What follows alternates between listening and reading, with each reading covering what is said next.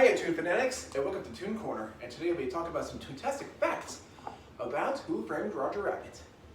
For this list, we'll be talking about some different stuff related to the movie, the tunes, voice actors, animators, and everything else in between. Let's get started. Before Richard Williams became the animation director for the movie, he was actually working at his animation studio in the London area on the animated film The Thief and the Cobbler. He has been working on that film off and on from the 1960s all the way into the 1990s when Miramax decided to take the film out of Richard's hands. Robert Zemeckis actually went to Disney twice.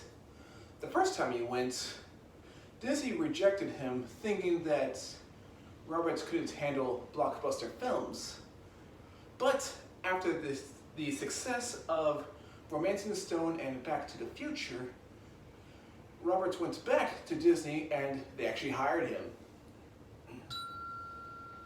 Steven Spielberg became the producer for the film, and he also had a really big task. He actually went to different studios like Universal, Warner Brothers, and MGM and tried to gather up many different Toon stars so they can use the different Toon stars in the movie. Before Bob Hoskins got the role as Eddie Valiant, other actors were considered like Harrison Ford, Chevy Chase, and Bill Murray. Before Christopher Lloyd got the role as Judge Doom, other actors were considered like Christopher Lee, Tim Curry, and John Cleese. Who Framed Roger Rabbit became the last film for Alan Tilburn, who played R.K. Maroon, and Stubby Kaye, who played Marvin Acme. Who Framed Roger Rabbit became one of the last few films that Mel Blanc has worked on. After the film, Mel was able to voice characters like Porky and Daffy in Daffy's Quackbusters, and he also voiced Mr. Spacely for Jetsons the movie before his death in 1989. Who Framed Roger Rabbit is also the last time that Mae Questel voiced Betty Boop. And she has been voicing Betty ever since the 1930s. After Who Framed Roger Rabbit, Mae actually had a role in the live-action film National Lampoon's Christmas Vacation, and several years later after that, she unfortunately has passed away in 1998. Roger's voice actor Charles Fleischer has convinced the costume department to make him a Roger Rabbit costume so he can actually wear it every day while working on the set. One of the ways that Bob Hoskins was able to make it look like that he is actually interacting with Roger and the Weasels is that he actually has studied his 3-year-old daughter at play.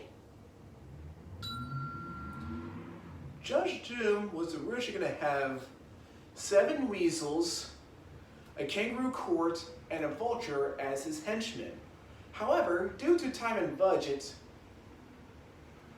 Judge Doom's henchman has condensed down to just 5 weasels named Smarty, Stupid, Psycho, Greasy, and Wheezy.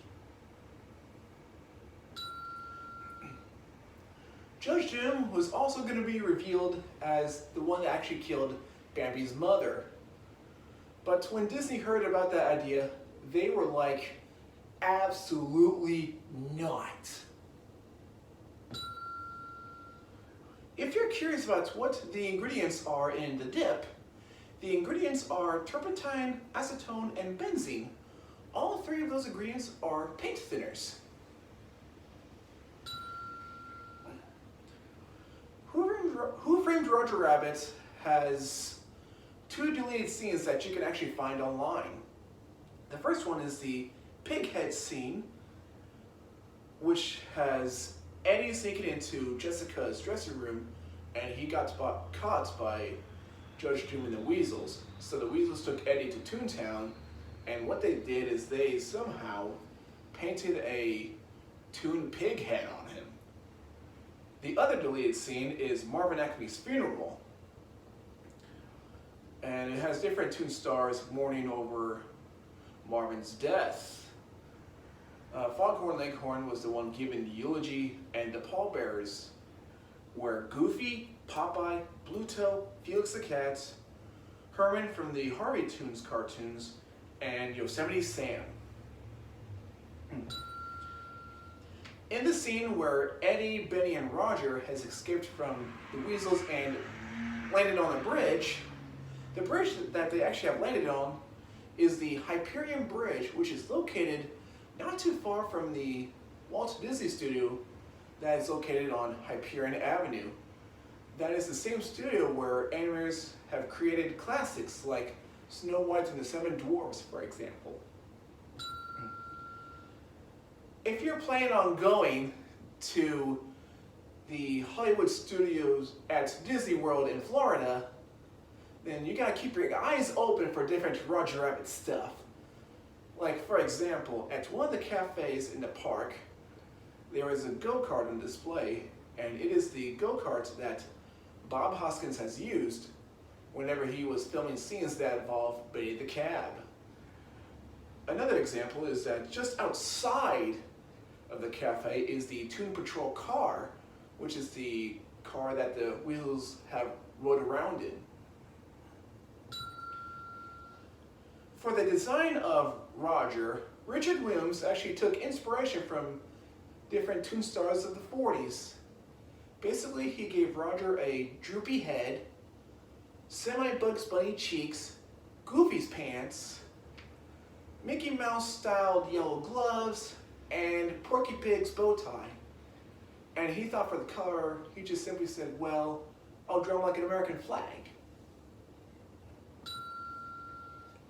Who Framed Roger Rabbit became so successful, it actually got animation out of a slump that it was having during the early to mid 80s. Before Roger Rabbit, animation was becoming a dying art form, but with the success of the movie, animation has entered a new era known as the Animation Renaissance. And the question of the day is, what Toontastic facts about Who Framed Roger Rabbit were you surprised about?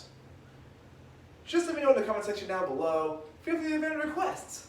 And I'll see you next time in Toon Corner.